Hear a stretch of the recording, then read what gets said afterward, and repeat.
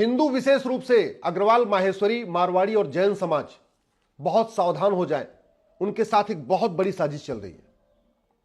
गाजियाबाद में एक घटना घटी है जिसमें एक ही घटना में लव जिहाद भी है, ड्रग जिहाद भी है, लैंड जिहाद भी है, धर्मांतरण जिहाद भी है और जनसंख्या जिहाद भी है। दिल्ली के चौहान बांगड़, जहां पहले 100% चौहान रहते थे, अब सारे चौहान कन्वर्ट हो चुके हैं, वहां का फराज गाजियाबाद के एक गर्ग परिवार की बेटी से दोस्ती करता है। और दोस्ती इसलिए करता है कि गर्ग साहब बड़े बिजनेसमैन थे, लगभग 100 करोड़ की इनकी प्रॉपर्टी थी और उनको बेटा नहीं था। उनकी 4 बेटियां थी, तो उन्होंने 25-25 करोड़ की प्रॉपर्टी चारों बेटियों के नाम कर दिया। चौहान बांगड़ के फराज को यह बात पता चल गई थी कि यह लड़की बहुत पैसे वाली है, इसके नाम 20 से 25 करोड़ की प्रॉपर्टी है, इसलिए उसने प्यार किया, लब किया। लब जिहाद में फंसाने के बाद उसको वो बियर बार पे ले जाने लगा, हुक्का बार पे ले जाने लगा, रेव पार्टीज में लेके जाने लगा और उसको ड्रग एडिक्ट बना दिया।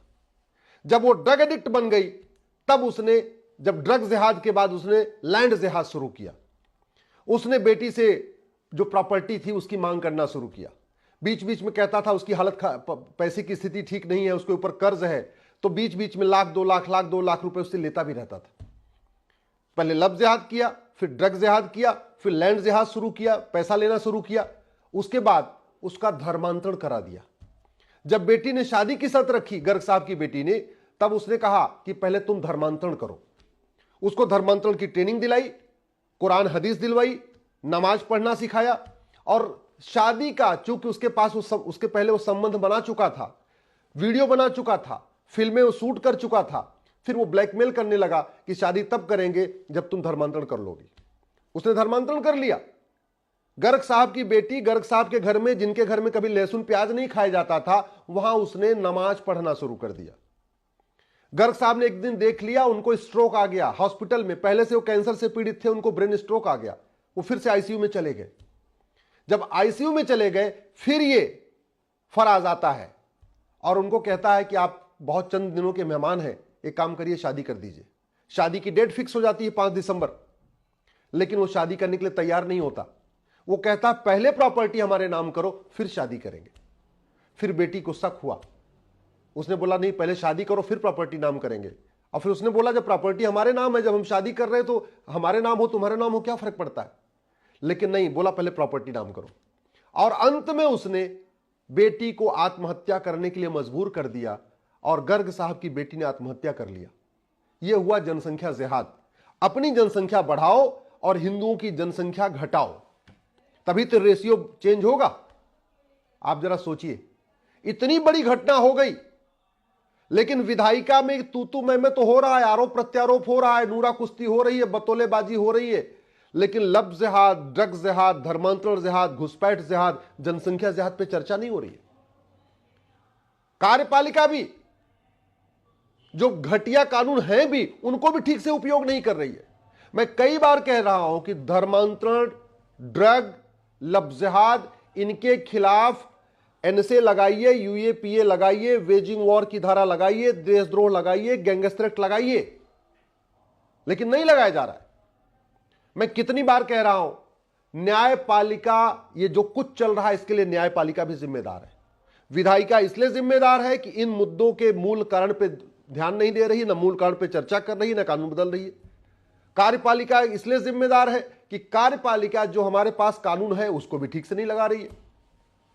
न्यायपालिका को अलगाववादियों, माओवादियों, नक्सलियों, जिहादियों की ह्यूमन राइट की चिंता है। न्यायपालिका को ऐसे मामलों में कोई लेना देना नहीं है।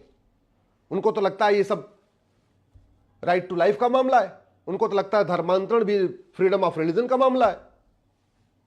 और इसके लिए खबर पालिका भी जिम्मेदार है, जो सुबह से लेकर शाम तक ब्रेकिंग न्यूज तो ढूंढ रही है, सुबह से लेकर शाम तक टीआरपी के लिए लगी हुई है, लेकिन यह नहीं देख रही है कि भारत के 9 राज्यों में हिंदू क्यों खत्म हो गए, भारत के 800 जिलों में से 200 जिलों में हिंदू क्यों खत्म हो गए, भारत के 6000 तहसीलों में से 1500 तहसीलों में हिंदू क्यों खत्म हो गए, भारत के बॉर्डर पे जो 300 तहसीलें हैं वहां की डेमोग्राफी क्यों बदल गई। इसकी चिंता न विधायिका क्यों है, न विधायिका को है, न कार्यपालिका को है, न न्यायपालिका को है, न खबर पालिका को है।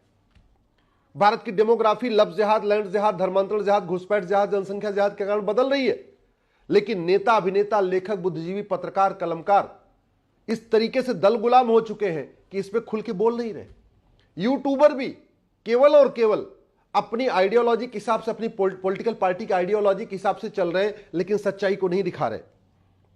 जानते हैं, फराज तो एमबीए था, इसका भाई कासिफ वकील है दिल्ली हाई कोर्ट का, उसने भी पूरी मदद किया इस पूरे जिहाद में। उसकी मां ने भी पूरी मदद किया इस पूरे जिहाद में। उसकी बहन ने भी पूरी मदद किया इस पूरे जिहाद में। दो उसके और दोस्तों ने पूरी मदद किया इस पूरे जिहाद में। कितना बड़ा खतरा है, हमारे सामने अस्तित्व का खतरा है। इसके बावजूद न इसकी मूल कारण पे बात हो रही है, न अस्थायी समाधान पे हो रही है। मूल कारण है वो सोच कि हमारी संख्या बढ़नी चाहिए, बाकियों की संख्या घटनी चाहिए, और उस सोच को हम खत्म नहीं कर रहे। वो जो पाक नापाक की सोच है, हराम हलाल की सोच है, उस पर चर्चा ही नहीं हो रही है। ऊपर से ये माइनॉरिटी और बने हैं, जितने लब जिहादी हैं, जितने ड्रग जिहादी हैं, जितने घुसपैठी हैं, जितने धर्मांतरण कराने वाले जिहादी हैं, जितने जनसंख्या जिहाद करने वाले हैं, ये सारे माइनॉरिटी का फायदा और ले रहे हैं। क्यों फायदा ले रहे हैं? हमने माइनॉरिटी को डिफाइन नहीं किया। क्यों इनका सारा खेल चल रहा है? हमने इनके ऊपर कठोर कानून नहीं लगाया। क्यों ये लब जिहाद, ड्रग जिहाद, घुसपैठ जिहाद, धर्मांतरण जिहाद चल रहा है? क्योंकि इनके ऊपर इनके मन में कानून का खौफ नहीं है। और कानून का खौफ इसलिए नहीं है कि एक तो कानून घटिया है, और जो है भी एनएसए है, यूएपीए है, वेजिंग वॉर है, देशद्रोह गैंगस्टर एक्ट, उसको भी हम लगा नहीं रहे। क्यों इनको खौफ नहीं है? क्योंकि इनको सजा नहीं होती। और सजा क्यों नहीं होती? इनके खिलाफ कोई गवाही देने तो आता नहीं। बड़ी सीधी सी बात है। इस पूरी घटना में चूंकि जो गर्ग साहब की बेटी थी और गर्ग साहब, इसके अलावा और कोई तो विटनेस है नहीं, तो और कोई आके गवाही देगा नहीं। और स्वाभाविक सी बात है, उधर से उसकी मां तो कहेगी नहीं कि मेरा बेटा हत्यारा है, उसकी मां तो कहेगी नहीं मेरा भाई बेटा जो है जिहादी है। तो ये कुछ दिन के बाद सबूत के अभाव में छूट जाएंगे। सबूत के अभाव में क्यों छूट जाएंगे? क्योंकि हमने नार्को पॉलीग्राफ ब्रेन मैपिंग कानून नहीं बनाया। हमने अगर कानून बना दें और झूठी गवाही को गंभीर अपराध कर दें, झूठे एफिडेविट को गंभीर अपराध कर दें, तो क्या होगा? ये सच सामने आ जाएगा। इसके खिलाफ, इसके पक्ष में कोई झूठी गवाही देगा नहीं, तो फटाफट सजा हो जाएगी।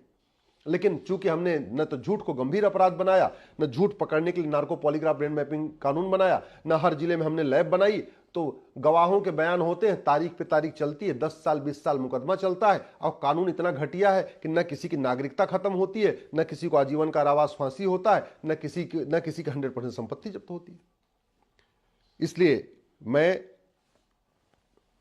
सभी माननीय मुख्यमंत्रियों से, विशेष रूप से माननीय प्रधानमंत्री से आग्रह कर रहा हूं, आप समान शिक्षा लागू करिए। समान नागरिक संहिता बाद में भी लागू हो जाए चलेगी, पहले समान शिक्षा लागू करिए। पहले 1 nation 1 education board, 1 nation 1 syllabus, 1 nation 1 curriculum लागू करिए। 10वीं तक सबकी किताब एक करिए। ये नफरत फैलाने वाले मदरसे जब तक चलेंगे, भारत में शांति नहीं आ सकती। दुनिया में जहां पे भी मदरसा है, वहां पे भी दूसरे पंथ के मानने वालों की आजादी खत्म हो चुकी है। और एक बात मैं और बता दूं, जिस दिन 33% हो गए, मात्र 33%, याद रखिएगा, न संविधान चलेगा, न समता चलेगी, न समानता चलेगी, न लोकतंत्र चलेगा, न पंथ निरपेक्षता चलेगी। जिस दिन 33, क्योंकि सरकार बनाने के लिए 33% वोट चाहिए, जिस दिन 33% हो गए, ये बाबा साहब अंबेडकर का संविधान बदल दिया जाएगा। इसमें से equality, justice, liberty, fraternity, unity, integration निकाल दिया जाएगा। और जिस दिन 33% हो गए, वही हालत होगी जो अफगानिस्तान में हिंदुओं की हो रही है, जो पाकिस्तान में हिंदुओं की हो रही है, जो बांग्लादेश में हिंदुओं की हो रही है, जो कश्मीर में हिंदुओं की हुई, जो संभल में हिंदुओं की हुई, वही स्थिति होगी। और ये स्थिति इसलिए तेजी के साथ बदल रही है क्योंकि लब जिहाद पे हमने कठोर कानून बनाया नहीं, धर्मांतरण जिहाद पे हमने कठोर कानून बनाया नहीं, घुसपैठ जिहाद पे हमने कठोर कानून बनाया नहीं, जनसंख्या जिहाद के खिलाफ कठोर कानून बनाया नहीं, ड्रग जिहाद के खिलाफ कठोर कानून बनाया नहीं, तो ये जिहाद बढ़ता चला जा रहा है। इसलिए मेरा आपसे निवेदन है, इस वीडियो को सुनने के बाद इसको शेयर करिएगा, अधिक से अधिक शेयर करिएगा, क्योंकि जिस तरीके से ये पूरा मामला बड़े ऑर्गेनाइज तरीके से चल रहा है, अगर नहीं रोका गया तो जो आज बांग्लादेश में हो रहा है ना, यही कल को पूरे भारत में होगा।